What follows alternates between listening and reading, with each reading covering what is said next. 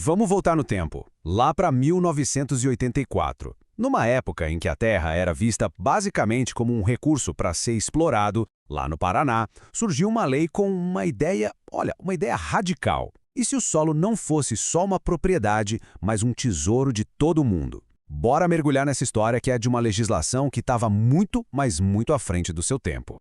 E já começa assim, logo de cara. A primeira frase da lei já dá o recado. O solo agrícola é patrimônio nacional. Isso aqui, gente, é uma declaração poderosíssima. Muda completamente a perspectiva. O solo deixa de ser só uma mercadoria para virar um bem que pertence à nação inteira. É uma virada de chave total. Tá, mas o que significa exatamente esse tesouro? Como é que a lei define essa riqueza que está literalmente debaixo dos nossos pés? Vamos entender por que essa definição é o ponto de partida para tudo. A lei foi bem direto ao ponto. Esse tesouro é basicamente qualquer pedaço de terra usado para agricultura no sentido mais amplo que a gente possa imaginar. Inclui desde lavoura de soja, a plantação de eucalipto para madeira, até a área de pasto para o gado. Ou seja, se produz algo, tá dentro. E aqui está o pulo do gato.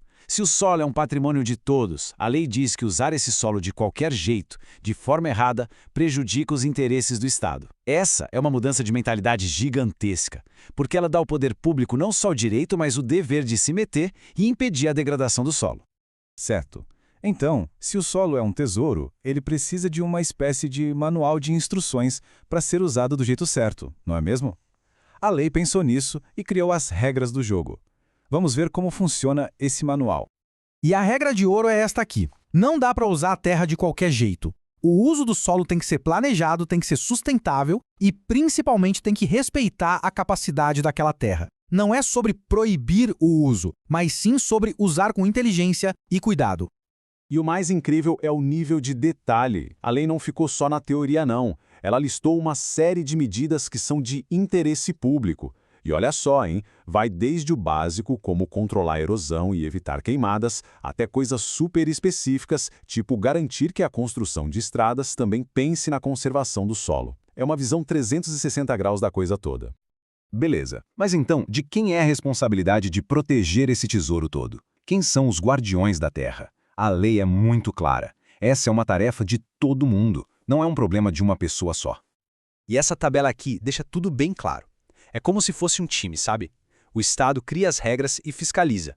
Os donos da terra e quem trabalha nela têm que cuidar diretamente do seu pedaço.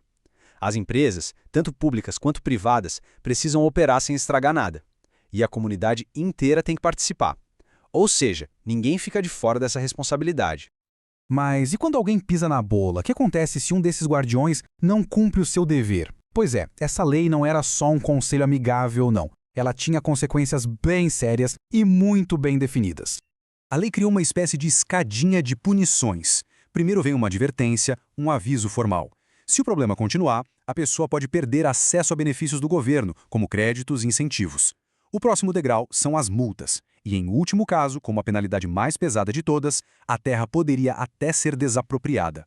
Os mecanismos para fazer a lei valer estavam todos lá. Agora, talvez a parte mais visionária, a mais à frente do seu tempo dessa lei toda, não era nem sobre punir, mas sobre plantar uma ideia. Uma semente que ia germinar e crescer nas próximas gerações. E para essa semente brotar, a lei deu um prazo. Um prazo bem claro e surpreendentemente curto para uma mudança tão grande. Apenas 2 anos. Em no máximo 2 anos, a conservação do solo e dos recursos naturais tinha que virar matéria obrigatória em todas as escolas do Estado.